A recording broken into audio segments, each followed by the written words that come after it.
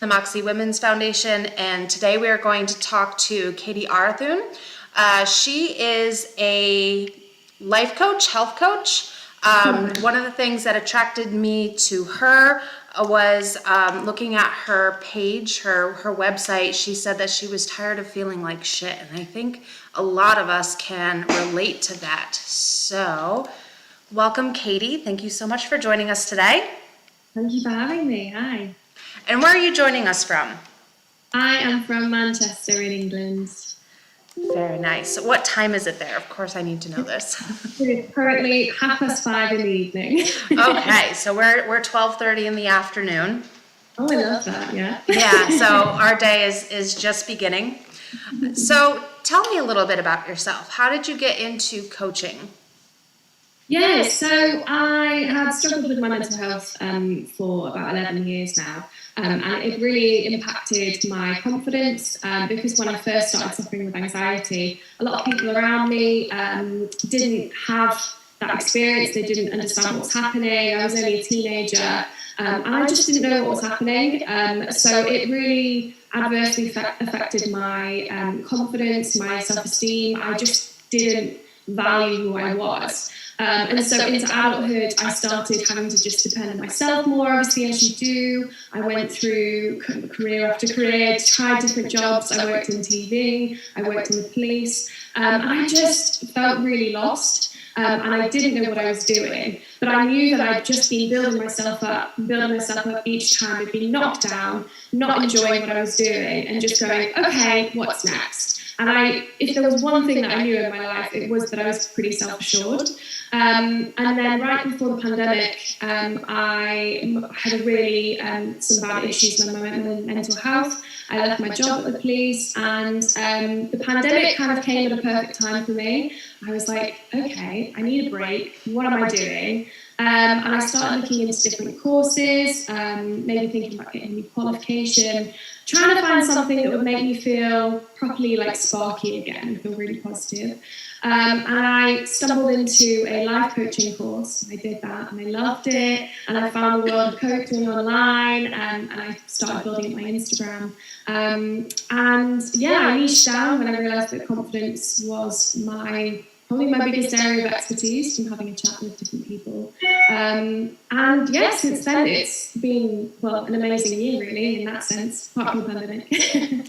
Yeah. The pandemic made changes for everybody. The only reason that any of what I'm doing exists also is because of the pandemic. So, and not that anybody would wish all of this on anyone, but I do think that, there has been some good that comes out of it. And it sounds like there has for you. Yeah, I agree. I think if you can find the positives from a pretty otherwise awful situation, then it's great, isn't it? Yeah. And from what you're doing, do you do a lot of one-on-one? Are you doing it in a group setting? A lot of this Zoom is fantastic. Yeah, I do a mix. I mainly do one-to-one sessions because I really want to focus in on each individual. I mainly work with women in each individual woman's confidence, but I do workshops as well. I do it for groups of network marketers or fitness fanatics or entrepreneurs. People bring me in different settings to kind of push in those reminders that I think we all know, but we forget sometimes. And I think especially when society is constantly pushing us in different directions and telling us to be something that you're not, having someone to center you and guide you and bring you back to what you need or what you want to be is so important. Yeah, absolutely. Absolutely it is. My platform for both the coffee company and the foundation is ambitious women. So I walk a little bit of a tightrope between being ambitious and having drive versus self-care, boundaries, so it's interesting. Yes, absolutely. And I think that's a huge thing, isn't it? In ambitious women, in myself as well. I have to sometimes catch myself and go, you're doing too much, and recognizing those signs of burnout maybe, or, one day you feel rubbish and you have to identify, no, that's imposter syndrome. That's that little birdie on my shoulder just telling me that I'm, not doing anything. And you've got to center yourself back, haven't you? And yeah, bring it back to self-care. Oh, absolutely. I started working with a health coach several months ago, and it started with the most simple thing of stop and eat lunch. You know, I would just be like, the days that I have to work at the computer, this is what I have to do, this is what I have to do. I've only got so much time, I've got to get it done. So it was a huge like change of everything, like a complete change of mindset to go, no, I need to stop, you know, and I think more people need to be open to this type of dialogue. So I think it's fantastic that there's becoming more people out there that are talking about it. So you said that you worked in television. What were you doing in television? Yeah, so I studied at university. I just knew I wanted to go into TV production. I was quite a creative mind and didn't really know how to channel that. And I then while I was in my second out of 3 years of uni, I started being a runner and working behind the scenes. And then someone heard me chatting with a guest and realised that I was quite chatty and brought me on as a researcher. So I was finding guests to come onto TV. And then I shifted into coordinating. Coordination is kind of my bread and butter, admin, and finding things and making miracles happen for people. But it just wasn't lighting me up anymore. And I realised there's a lot of comparison and kind of bitchiness within television and within media. And even just existing, I felt myself comparing myself a lot, and it just didn't fit who I was. I realised kind of you imagine something, and then the reality isn't quite the same, is it? Yeah, I think that happens a lot in life. You know, media and social media set us up for that quite a bit. And then you said you went on to work for the police? Yes. That's quite a different... Yeah, so I mean, it goes back to, I realise the coordination side of me is I like being organised. I like to multitask. I think I attract quite a lot of chaos generally, and I like to just kind of piece it together. I began working as a radio operator, dispatching police officers all across where I lived, and it was amazing. It was a really good experience. But my self-care went out the window. The shift patterns meant that my sleep wasn't regulated and I couldn't get into healthy routines. I wasn't eating well, like you say, sometimes it's the basics, isn't it? Yeah. I found my mental health declining as a result of not looking after myself. And I lost that sparkle for a bit, really, and my energy just wasn't there. So I didn't know what I was doing, but I just went, this isn't for me. On to the next. Sometimes you have to. It's the only way to get through it all. What would you say are some of the challenges that you face? Mental health is probably the biggest one, particularly running a business. Obviously, as you know, it's some days it's hard. I currently balance it alongside a job as well, so I don't want to put too much pressure on my business for now. So financially, I have another job, and then that means I have less time. So I juggle the two. And on days when mental health is bad, it's up and down, isn't it? When energy's low, or I'm feeling burnt out from juggling too much. I think that trying to just still showing up and going, no, keep going, you'll be okay, let's take a rest for today and keep going. That's been the hardest thing, is that consistency. Yeah. What is the other job that you have? I'm a coordinator, so similar to, well, not similar, similar to everything. I just hire out bookings for people, so it's a very, very simple job. It's very 2D. It's not really interesting. So sometimes when I'm at work, I'm very lucky, I live really close to it. I get to come back on my lunch break and I'll work at home, or I get to finish and just come straight home, which is great. So there are some really good positives of it, and having that has really helped me balance everything. Oh, good. What who inspires you? What inspires you to do what you do? I mean, there's so many business women out there that I look up to, but ultimately the thing that keeps me going on those days that are hard is visualization. It's picturing what my life could look like. I'm happy with my life now, I love it, and I think you can fully be perfectly happy with what you have and still want to work towards your future self. And I've been asked this before, and I just think it's my future self, because I know, looking backwards, I'm really proud of the work that I've put in and the determination that I've shown in times of a lot of hardships.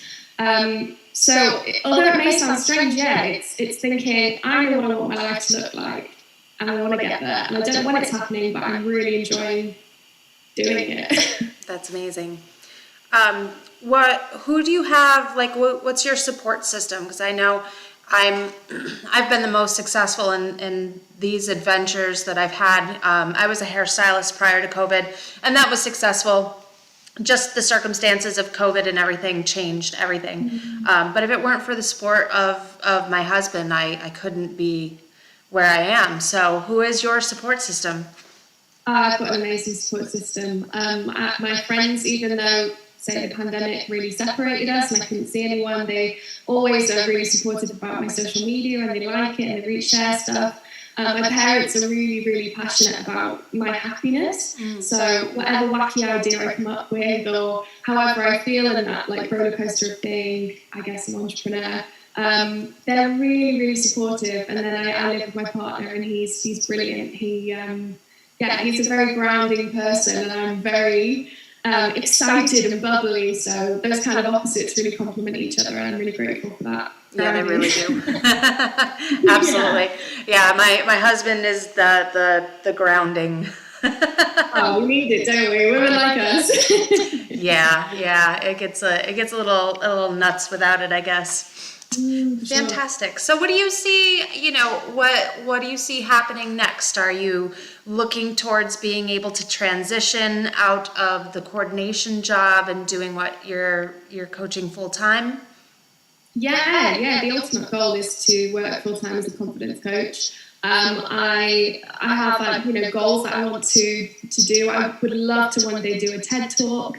I want to be helping women at conferences, within their jobs or within their home lives, because confidence permeates every part of our lives.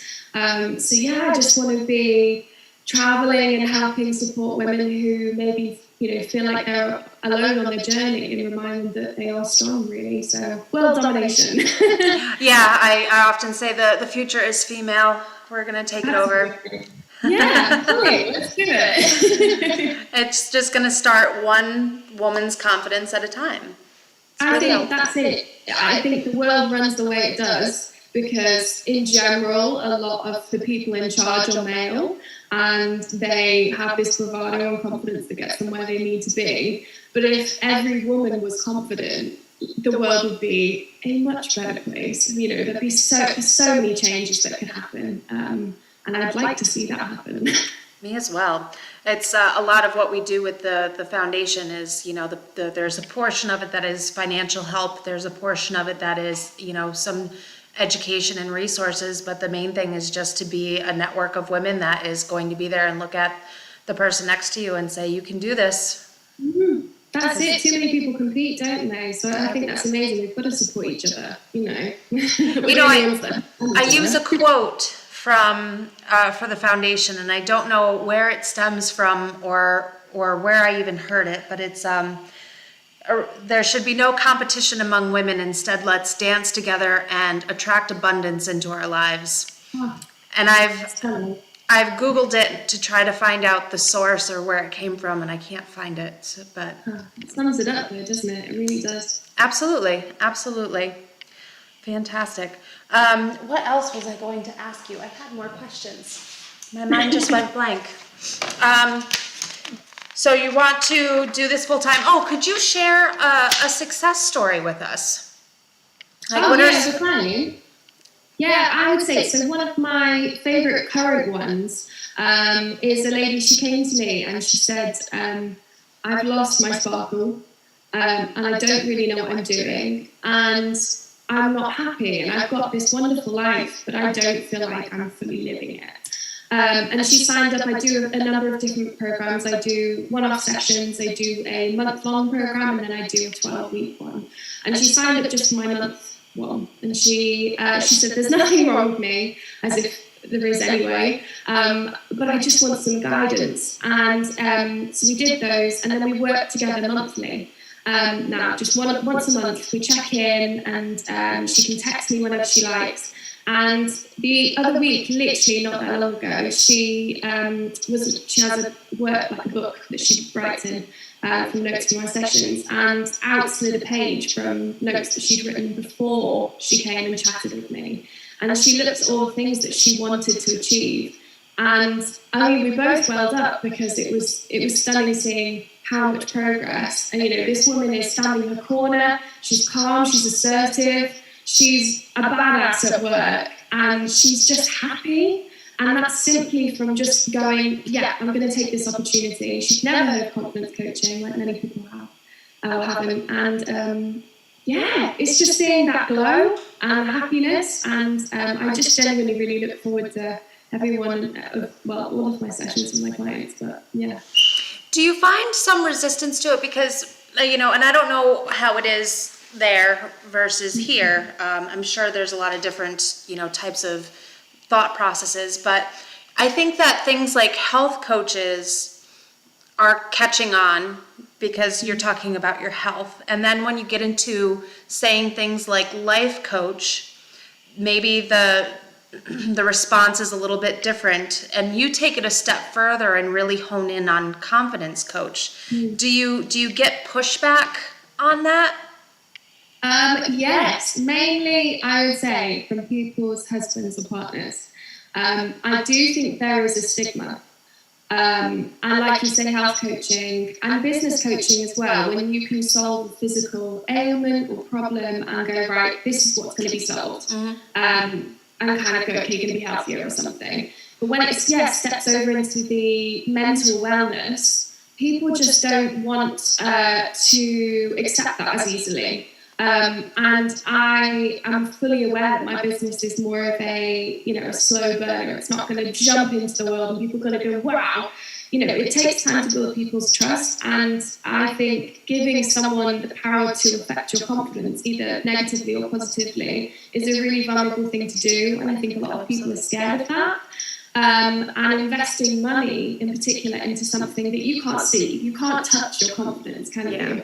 I think that's quite a daunting thing. So, yeah, I think a lot of people probably think, I don't know, it's a scam or it's a con, but it's not. The results show that. Adriana, can you just take that? Yeah, and I mean, so like you were saying, when you're talking about a health coach, the results can be tangible. It can be, my cholesterol levels are down, the scale numbers are down, my measurements are down, my energy is up. Business coaching, I think probably people think it's a numbers game. If I have more clients or I have more money, then so I can absolutely see where honing in on confidence coach would be a little bit of a tougher sell. And I can tell you, when I started working with my health coach, it was specifically for weight loss. That's what I thought I was going to her for. And we don't talk about that nearly as much as we do mental health and taking time for myself and things like that. And it was never, you would have never talked me into, if she had put another label on it, you probably would have never talked me into doing it. But I wanted to lose weight, so here we are. So I think it's amazing that, you've decided to have the confidence to take that leap of being a confidence coach. And I hope that more people, jump on that bandwagon. Now, I did remember something. There was something that I saw that was very interesting, and I have a question about it. I believe on possibly TikTok, you say that you're a confidence coach for millennials. Yeah, generally, as I am. Okay. Is there a reason that you've honed in on that particular